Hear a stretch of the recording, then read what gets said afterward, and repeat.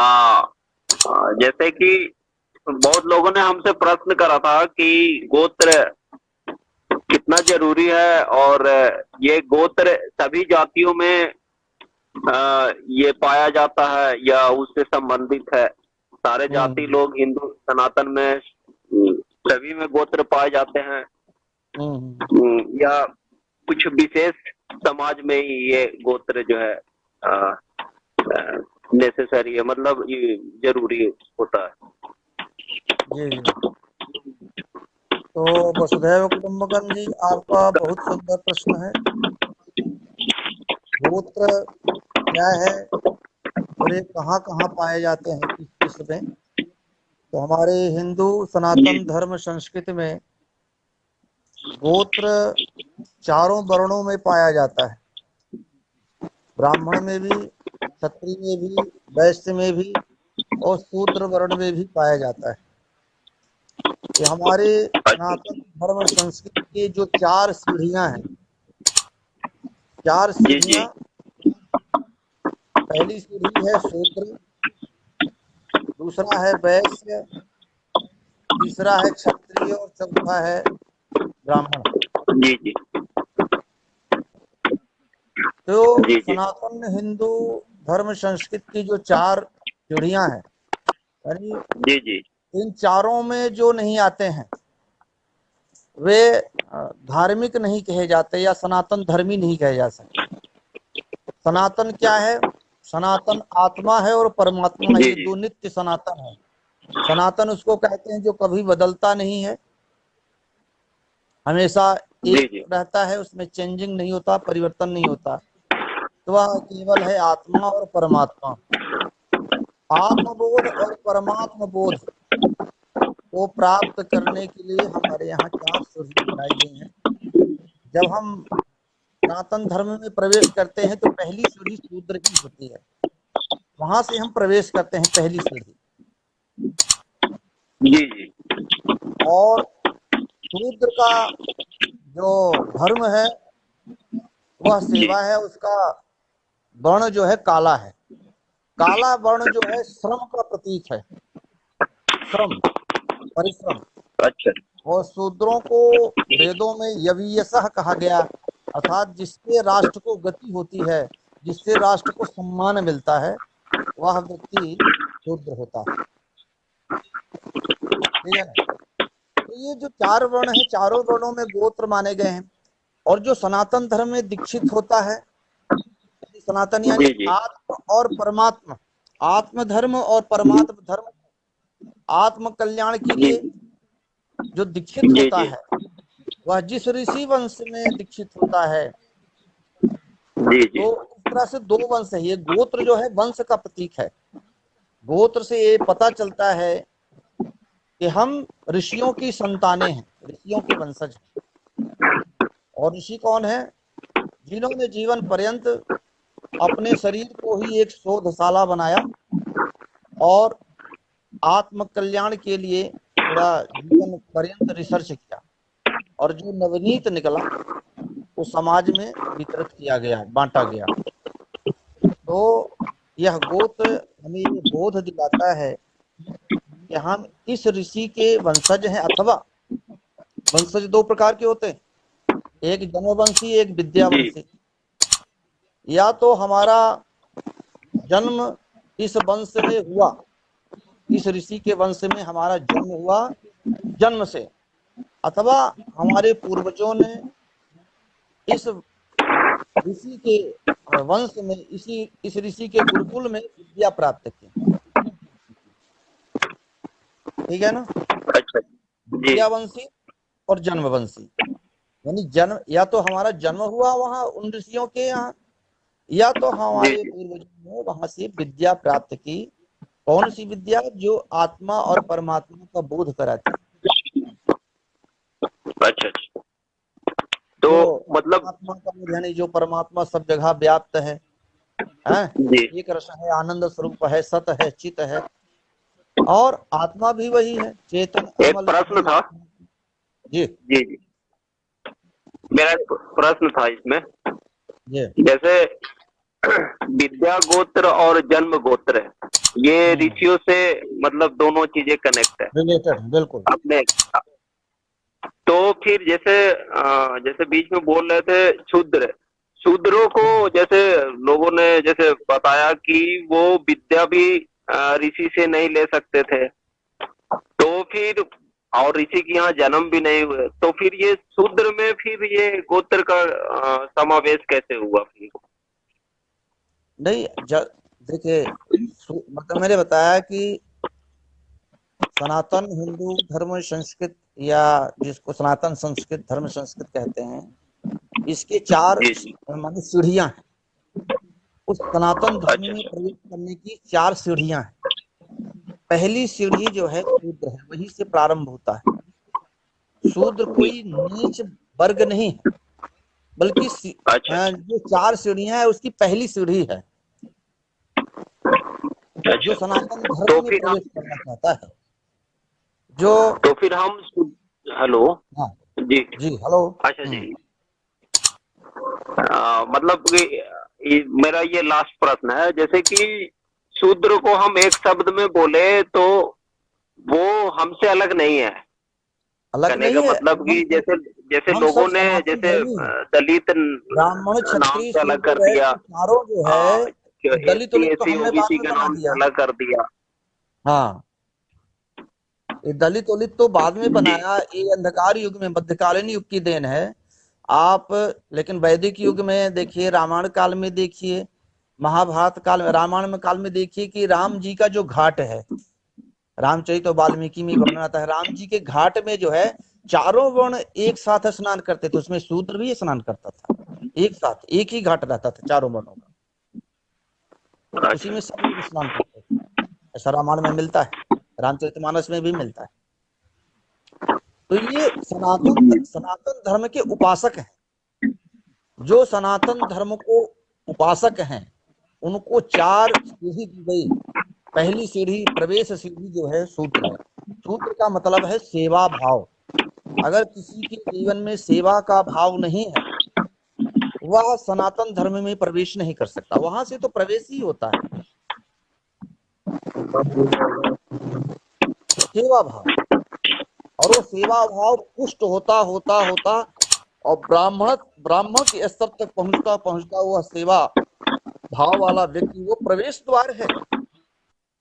वहां से कोई सीधे कैसे दूसरे वर्णों में प्रवेश कर सकता है? जन्मना जायते शूद्र, जन्म से सभी हम शूद्र हैं, अल्पज्ञ हैं। लेकिन नहीं नहीं, नेटवर्क डिस्कनेक्ट हो गया था, इधर मेरे तरफ भी बारिश हो रहा था, तो अच्छा हम अच्छा। ये कर रहे थे। हाँ जी। ये तो हाँ क्लियर हो गया कि जैसे अब ये थोड़ा सा क्लियर हो जाता, ये हाँ। गोत्र जो जैसे गोत्र का नामकरण हुआ है, तो वो अपने ऋषि मुनि से नामकरण हुआ है।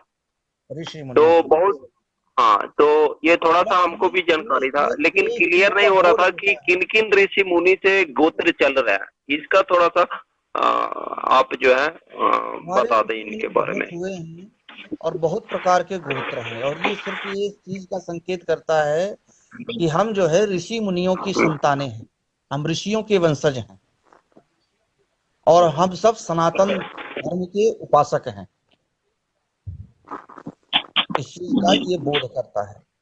गोत्र यही बोध करता है कि हम ऐसे वैसे नहीं हैं, हम बल्कि उन ऋषियों की संतानें हैं जिन्होंने जीवन पर्यंत, मतलब सर्वभूत हिते रता, सबके कल्याण के लिए अपने जीवन को तपाया, अपने जीवन को शोधा, अपने जीवन को जी रिसर्च किया, और आत्म कल्याण जी। और विश्व कल्याण की उन्होंने साधना की। हम उन ऋषियों की संतानें हैं। गोत्र सिर्फ यही बताता है। अच्छा अच्छा। और ये कुल देवी देवता जो है वो इनसे मतलब कितना उनको कंपेयर किया जाए, ऋषि मुनि और देखिए, कुल कुल देवी देवता? कुल कुल देवी देवता, कुल का मतलब होता है टोटल, अच्छा है ना? अच्छा। कुल यानी टोटल, योग, है ना? तो लोगों ने अलग अलग बना लिया कुल देवी देवता, पर हमारे सनातन धर्म में जो साकार उपासना है, उसमें 5 को ही प्रधानता दी गई है, 5 देवताओं को। उसमें से एक हम चूज करके, जैसे कि एक गणित का प्रश्न होता है कि माना एक्स वाई इतना इतना, और फिर वो सूत्र से हम पूरी गणित लगाते हैं, ठीक है ना। जी उसी तरह हमारे सनातन धर्म में 5 आकार दिए गए हैं। परमात्मा के स्वरूप को समझने के लिए, जी सनातन जी धर्म में प्रवेश करने के लिए, ये प्राथमिक कह सकते हैं कि मतलब ए फॉर एप्पल है, बी फॉर बैट है। ये जो 5 देवता बताए गए हैं, उसी में से हमको चूज करना पड़ता है। तो प्रथम है गणेश, गणेश भगवान। दूसरा है सूर्य भगवान। तीसरा है दुर्गा माता, है ना। चौथा जी है विष्णु भगवान है ना। और 5वें है शिव जी हैं। इनमें जो है 5 में से जी कोई एक हम निर्धारित करते हैं साकार उपासना के लिए, और हम साकार से हम निराकार में प्रवेश करते हैं। जी जी जैसे कि एक छोटा बच्चा होता है, उसको ए का बोध कराने के लिए हम एप्पल का चित्र बना देते हैं, और वो एप्पल फॉर ए बोलता है, और वो एक दिन वो ए का बोध हो जाता है उसको, और फिर एप्पल को स्मरण की जरूरत नहीं रहती उसको। उस निराकार परमात्मा को जी जी बिल्कुल। बोध करने के लिए ऋषियों ने ये मूर्ति पूजा या साकार उपासना की परंपरा चलाई। साकार से ही हम निराकार की ओर जा सकते हैं। एकदम डायरेक्ट निराकार को समझना बहुत दुष्कर कार्य है, इसलिए ऋषियों ने ये एक सरल व्यवस्था बनाई। लेकिन हम हुआ क्या, गलती क्या हुई कि हम उसी ए फॉर एप्पल ही रटते रह गए। ए फॉर एप्पल ही रटते गए, ए नहीं याद किया और एप्पल ही रटते रह गए। ये दिक्कत यहाँ होगी, हमारी उपासना आगे नहीं बढ़ेगी।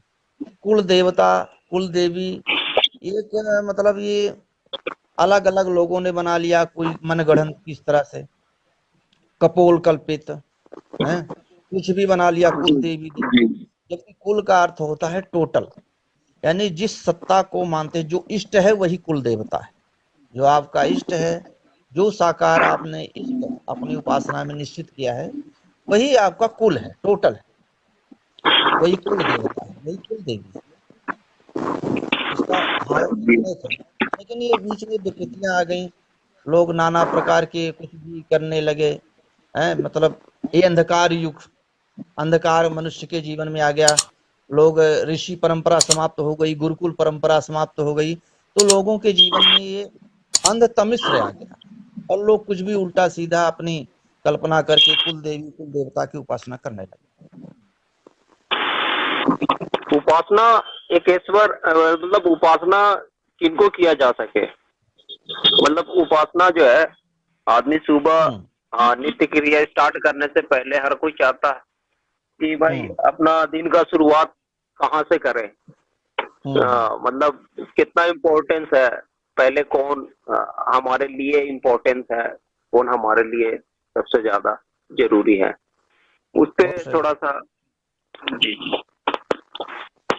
प्रभात काल जैसे ही हम बिस्तर से जगते हैं, निद्रा खुलती है, या जिसको जब भी निद्रा से माने सायंकालीन शयन के बाद निद्रा खुलती है, तो हमको ये मानना चाहिए कि ये हमारा जीवन परमात्मा ने आज के लिए उपहार में दिया है, गिफ्ट दिया है, आज का जीवन या गिफ्ट दिया है। और उस परमात्मा को स्मरण करना चाहिए, ध्यान करना चाहिए। चारपाई पर बैठे बैठे उस परमात्मा का 5 मिनट कम से कम चिंतन करें, ध्यान करें, है ना, स्मरण करें। और हो जी सके मानसिक गायत्री मंत्र का जो भाव है, उस भाव से उस परमात्मा का स्मरण करें, प्रार्थना करें।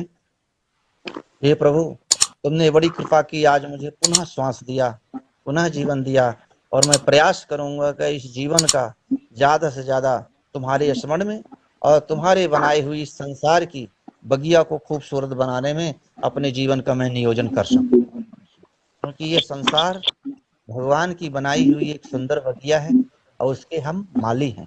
माली के रूप में भेजा है मनुष्य को। तो मनुष्य का कर्तव्य है कि संसार को वह सुंदर से सुंदर बनाने का प्रयत्न करे, या मानव मात्र का कर्तव्य है। और यही परमात्मा के प्रति एक और भी ये उपासना, ये भावना जुड़ जाती है। उपासना का मतलब होता है समीपता। तो हम अपने जी कर्म, श्रेष्ठ कर्म को द्वारा इस संसार को, बगिया को सुंदर बनाने की भावना और कर्म के द्वारा भी हम परमात्मा के समीप होते हैं।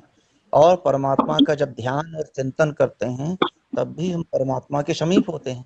जब हम परमात्मा से प्रार्थना करते हैं तो भी परमात्मा के हम समीप होते हैं।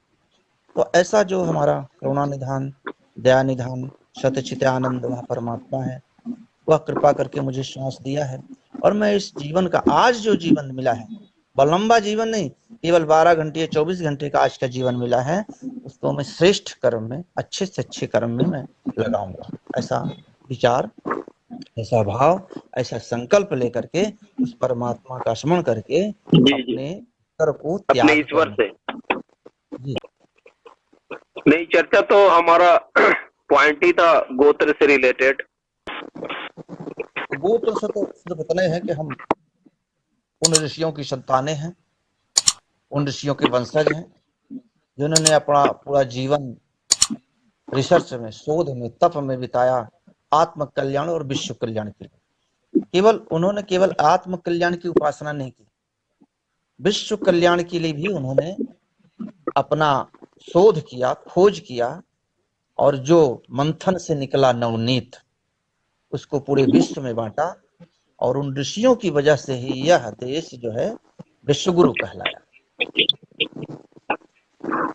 कभी कभी यह ऋषियों की वजह से ही यह देश विश्वगुरु कहलाया। पूरे विश्व का जिसने मार्गदर्शन किया, पूरे विश्व को कल्याण पथ पर चलाया।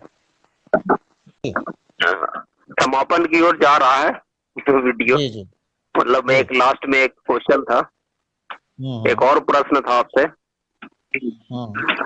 ये कह रहे थे कि अभी सनातन धर्म को मजबूती लाने के लिए, या फिर से वापस जो मतलब जैसे वेद वगैरह में, वेदों में जैसे बताया गया है कि हमारा सनातन उस वक्त कैसा था और आज के संदर्भ में कैसा, अगर दोनों को देखा जाए, कंपेयर किया जाए तो फर्क ही फर्क है।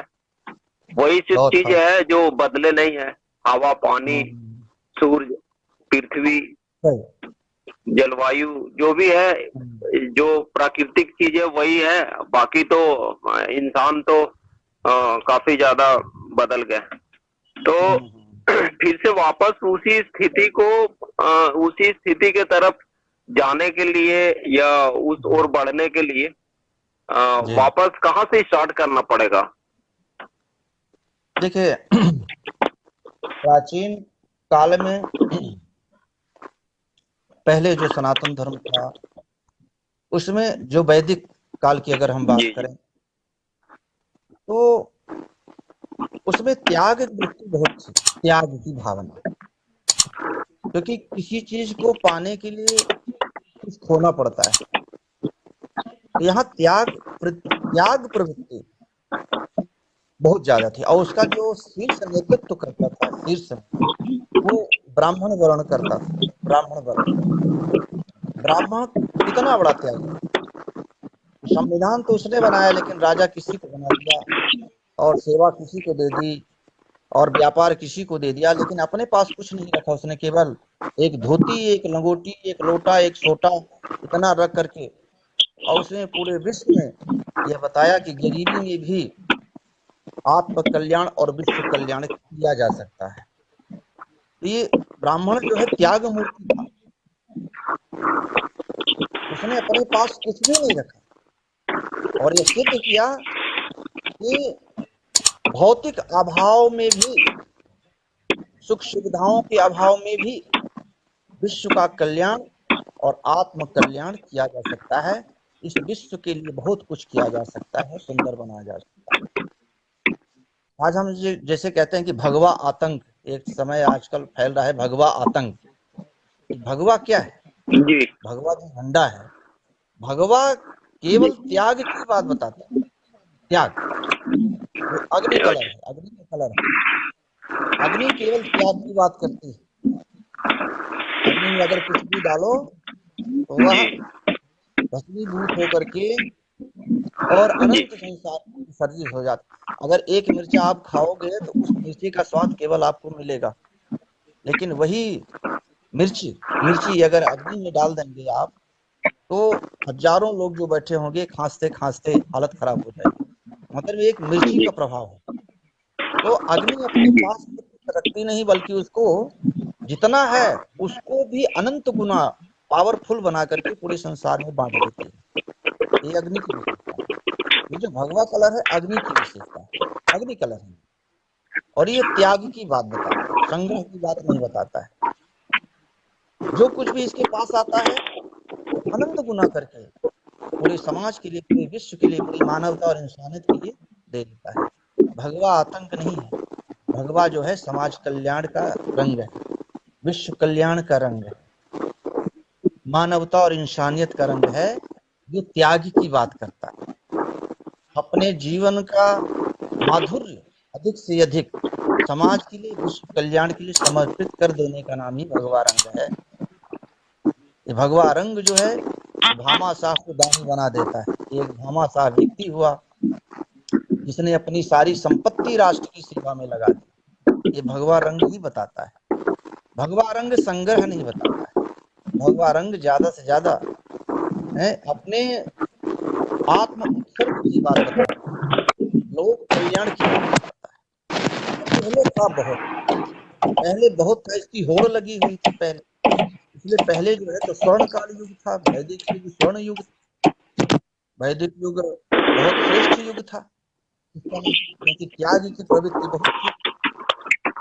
अब वो जब से इंग्लिश भाषा आई, अंग्रेजी भाषा आई, अंग्रेजी संस्कृत आई, लोगों में भोग वृत्ति बढ़ गई, संग्रह वृत्ति बढ़ गई। लोग अपना तो अपना है ही है, दूसरे का भी समेट करके रख लेना चाहते हैं। ये जो संग्रह वृत्ति आने से इस सनातन संस्कृति को ह्रास हुआ, सनातन संस्कृति को चोट पहुंची। और इस भोग वृत्ति के कारण ही, संग्रह वृत्ति के कारण ही हमारे हिंदू सनातन धर्म ग्रंथों में बहुत प्रकार की मिलावट भी की गई भोग प्रवृत्ति की। जैसे चारवाक वगैरह हुए, है ना, भोगवादी संस्कृति, खाओ पियो मौज करो, बड़े बड़े विद्वान हुए, उसमें अनेक प्रकार की मिलावट की गई। तो इससे भी हमारी सनातन धर्म संस्कृति को बहुत आघात पहुंचा है। तो अब ये जरूरी है कि अपनी संस्कृत भाषा को पुनर्जीवित करने का कोई प्रयत्न किए, राष्ट्रीय स्तर पर प्रयत्न हो, और भी जो विद्वान हो उस स्तर के प्रयत्न हो, और लोग उसमें सहयोग करें, तब ये चीज आगे पुनः धीरे धीरे बढ़ सकती है। इसमें बहुत सारे संस्थाएं बड़े लगी हुई हैं, बहुत सारी संस्थाओं में इसका प्रयोग भी हो रहा है, और भगवान ने चाहा तो धीरे धीरे बिल्कुल सुधार की ओर हम जाएंगे।